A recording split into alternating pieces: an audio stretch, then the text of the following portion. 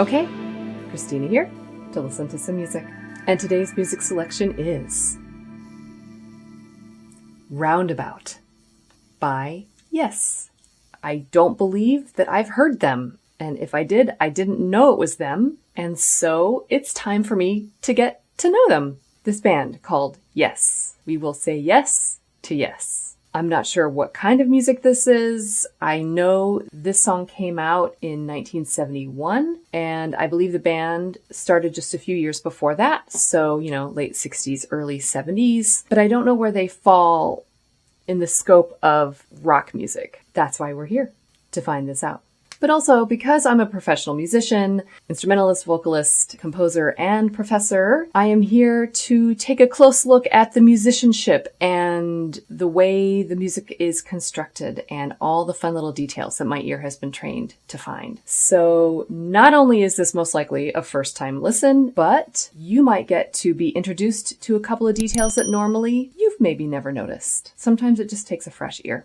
So yes, I am interested in finding out more about the band Yes. So, no more talking. Let's listen. Okay, let's give this a try.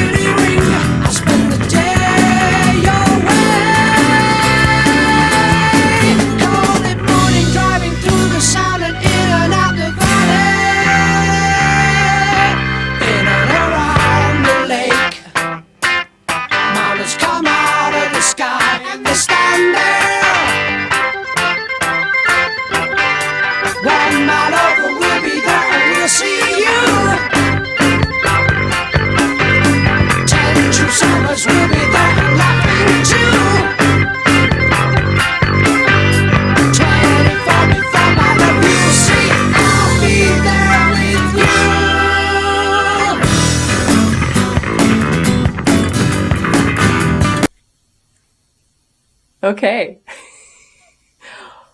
That was already a lot of fun. And it definitely started out in a much different way than it ended up by the time where we stopped. I was expecting a ballad, but then we got our groove on. This was excellent. Still not sure what the song is about. What is Roundabout about? Let's just take a quick peek at the lyrics. The music, dance, and sing. 24 before my love you'll see, I'll be there with you. I love that. 10 true summers we'll be there and laughing too. It's very poetic. I'm not quite sure what this means. Roundabout.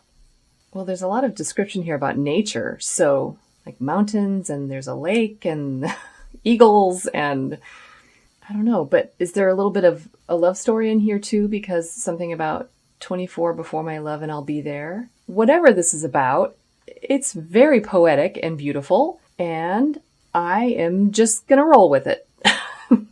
We're only 2 minutes in, and it's 8 minutes long. So I'm gonna comment on just a little bit my first initial experience and impression here before I forget, because I have the feeling this is going to be sort of epic and I don't want to forget any of these details. I want to keep track of my experience so I can really grasp the entire scope of the whole thing. Okay, so the intro, like I said, was almost like a ballad. It fooled me. It was very, very calm and beautiful, and some really excellent guitar work. Some stretched out arpeggiated chords and some harmonics working in there. And then there was this sort of sweeping crescendo that just kept growing, and that happened at least twice. And I was thinking, oh my goodness, what's going on? You know? And then it took us into this groove. So this is 1971. So are we sort of in the disco phase of music at this point? I'm not quite sure where disco falls. It's got to be around this time. There are some definite influences here, but it's not disco. I just hear some of the guitar work and a little bit of a drum beat in there that is very disco-esque. It's not disco though. I'm not saying it is, but you know, I like disco.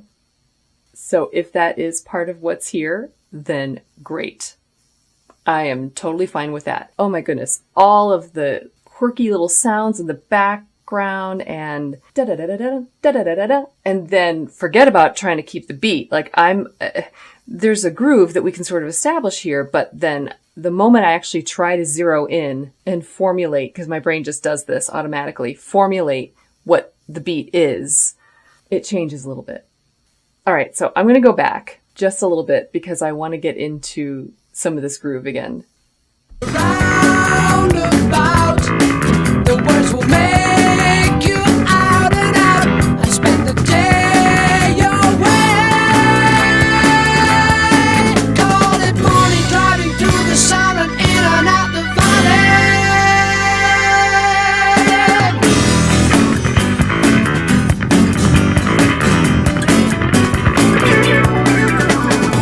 The music and sing, they make the children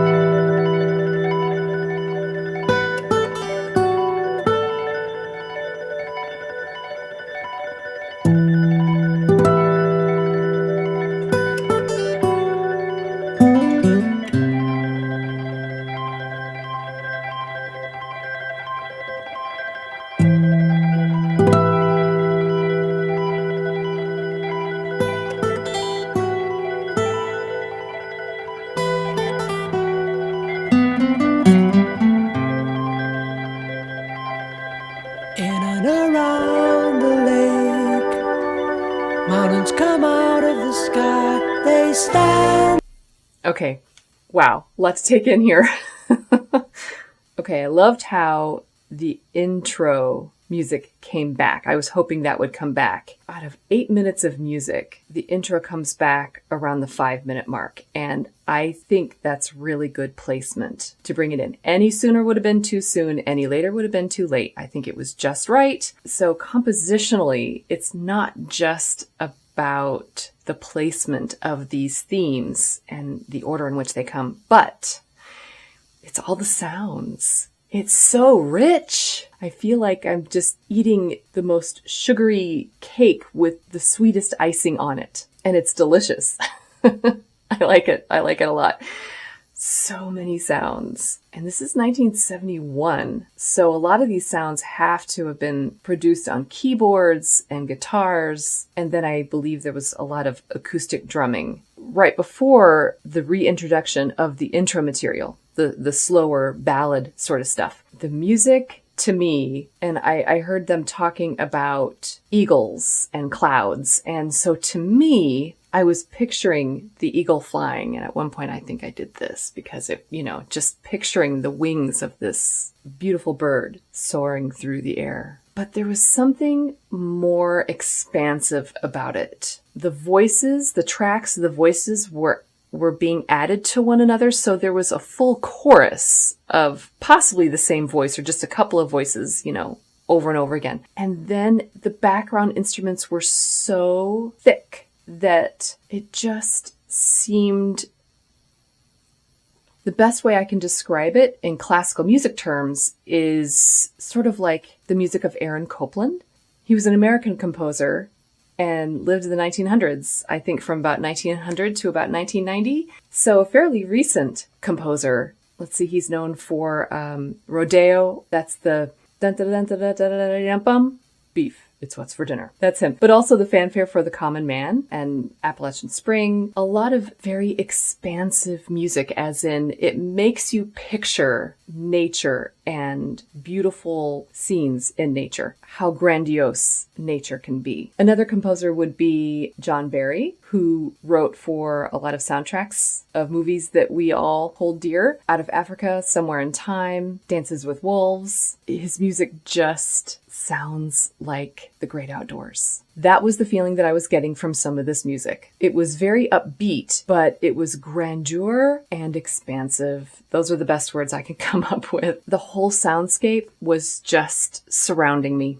And it was a lot of fun. And it's not even over yet. We still have more to go. But I just wanted to comment on that experience because it was really memorable already. So I'm going to back this up just a little bit more because I can't wait to see how this ends. We sort of have Act 3 still coming up here. I did notice, I wanted to comment on this, that the opening lyrics came back. Something about the roundabout and out came back at a very unusual moment. It was almost like the current material, musical motifs and whatnot, were still happening. They hadn't ended. Like normally a section comes to a close and then we have the recap of the beginning, and it's like that was still going and the recap of the lyrics already came in. And I thought that was really creative. This whole thing is just creative, like overload, and it's awesome. Okay. So I'm going to back it up just a little bit, hear a little bit again of this, the intro material that came back, and then we're going to see how it all plays out. Okay, here we go.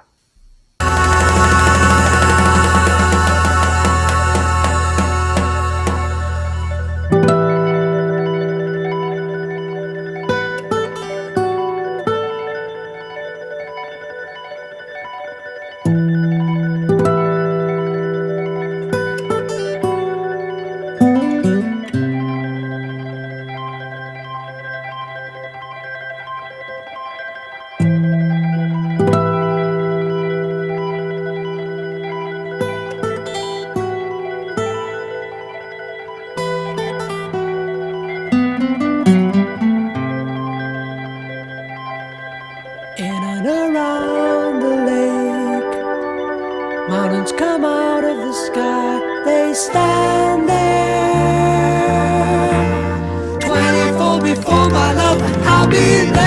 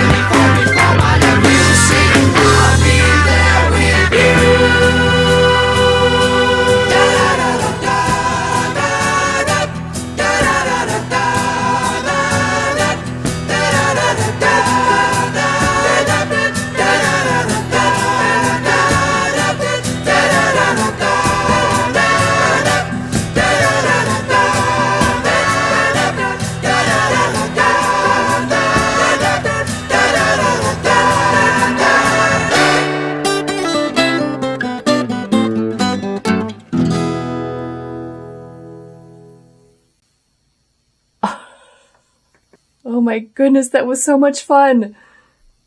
Oh, loved that a cappella bit at the end. Little a cappella chorus happening. So many layers of the voice. And again, I don't know how many singers are in this group, but that was a great touch. Of course, I love choral music, so, I'm sold. But the building of the chords within that chorus, and just kept kind of getting higher and higher. And also sort of capitalizing on the tone of the main singer's voice, the higher register of voice that was in there. Just really straightforward, almost like a brass instrument or something, trumpet up there. There are just so many compositional elements in this piece that are really fun. So like the playing with the keys, as in the song would be in this key and then it would go up a half step and down and up, and just sort of play with this little bit of chromaticism. And then all of the different keyboard sounds, like the jazz organ, some of it might have been altered a little bit of reverb. So there was also a play with intervals. There were a couple of guitar duets that happened, and then there were harmonies that were added to the vocal line. Instead of in traditional thirds all the time, there were a lot of sixths. So a third is where it's 3 notes away, and a sixth is when it's 6 notes away. Again, that kind of makes it sound more expansive too. And then I noticed the bass guitar several times, especially in the second half of the song, where they were just jamming. Way more notes from a bass line that you normally would hear. I was very impressed. But all the instruments were impressive. Oh, and that organ, the keyboard solo riff, that was really, really great. Oh my goodness, it's so rich. The whole, again, it's just very sweet. The whole song is like this. I want to go back to just the beginning and admire some of the opening sounds. It was almost like a beauty of the acoustic guitar being done first before we head into all of the electronic sounding stuff. And that includes the harmonics. A harmonic is when you just lightly press down on a string and you sort of cut the string in half. So if you use the bow on it or pluck that string, it rings a lot more. It's quite a beautiful effect. Let's see if we can catch some of this. Plus that boom, that big crescendo that headed into this. That was really exciting. It's kind of like, where are we being taken?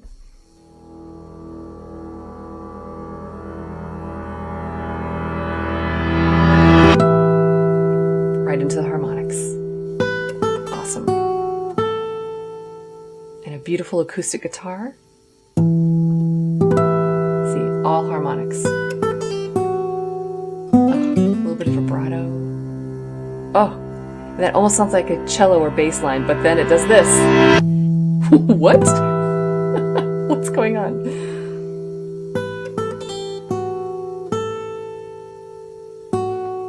It's like oncoming traffic going shoot, like coming at you or something. I don't know. Oh, and see, that was a trick. It was almost like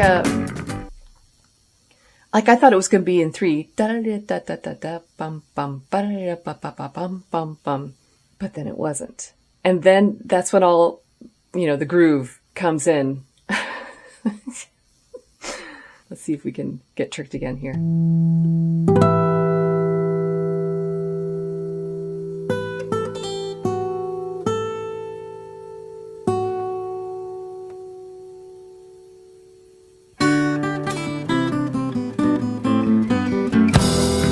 Love it. I love like your brain's trying to catch on to what that beat's going to be, and it just takes you right into this. And what is this? What in the world?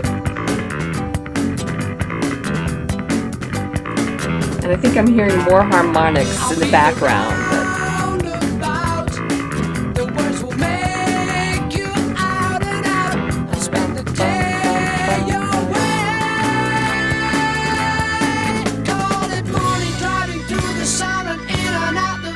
Love that keyboard on top.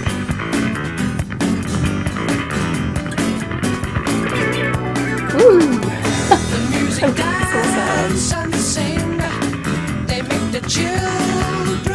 Love that harmony up there.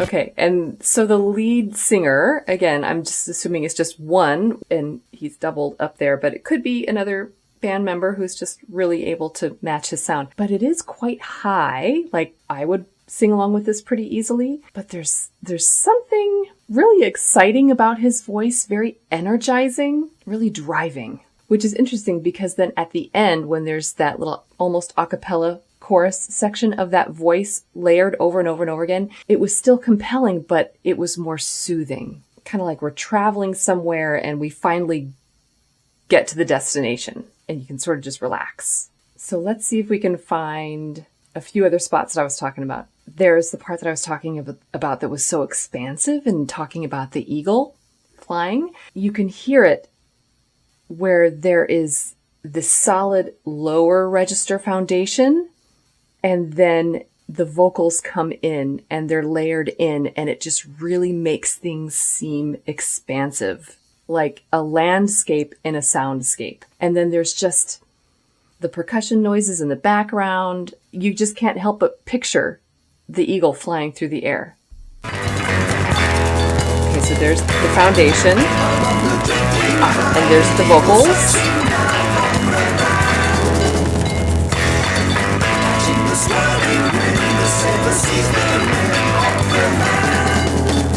It's just so thick and rich.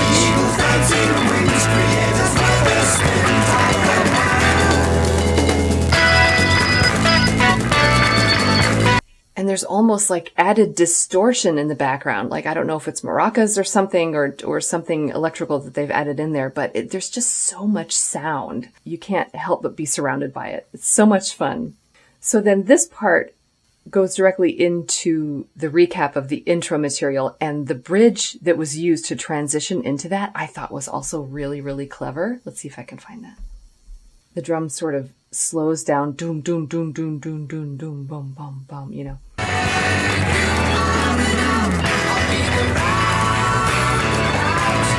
now we're in the thick part of it here. You can hear the drum.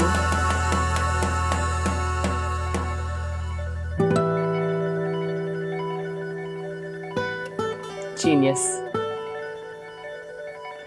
But this time it keeps the little sound in the background. See, and now we've got that chromatic stepwise up by a half step, modulation to a new key, and then back down.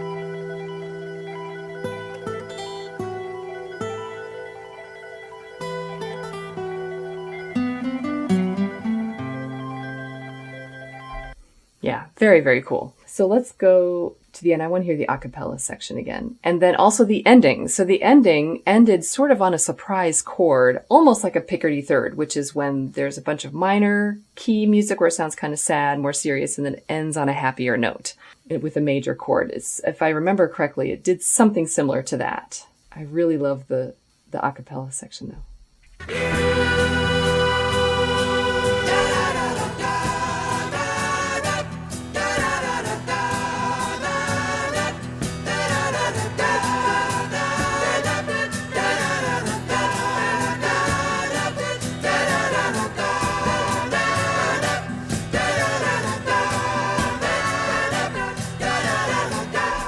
So there's a lot of building. Da da da da da ba ba ba ba ba. You know, it's very instrumental rather than vocal. And I love that. I love when the two worlds kind of collide. But you can hear all of the octaves. So da da da da da da dum, and then da da da da da da, and even da da da da da, way up there.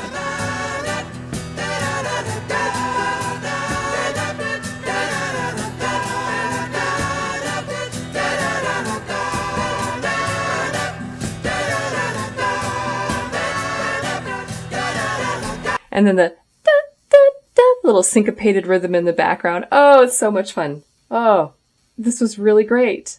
Okay. That was yes. It was just yummy.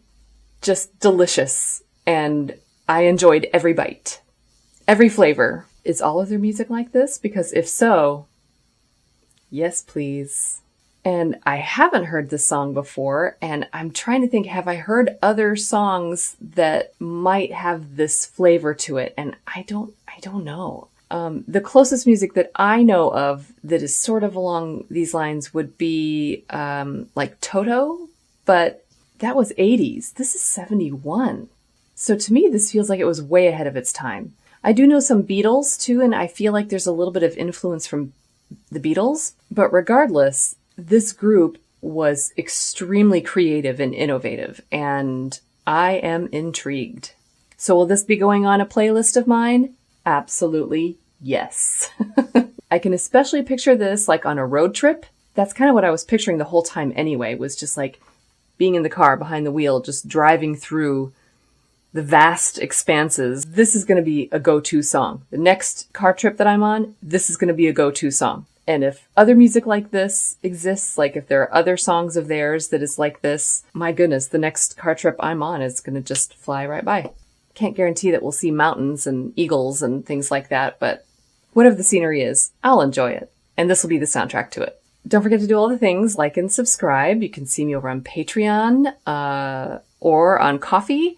You can make some direct requests, and feel free to leave suggestions in the comments. Feel free to let me know things that I missed, things maybe that I picked up on that maybe you've not heard before. That's all the fun of it. That's kind of why we do this, is we all get a little something out of this. And I definitely have. This was a lot of fun, and I have a new song, possibly a new band, for my playlist in life, but especially road trips. This is going to be fun. So be sure to also recommend what other songs from this band I should listen to. This is the first. Let's add some more to it, shall we? Okay. And as always, just be okay. And keep listening.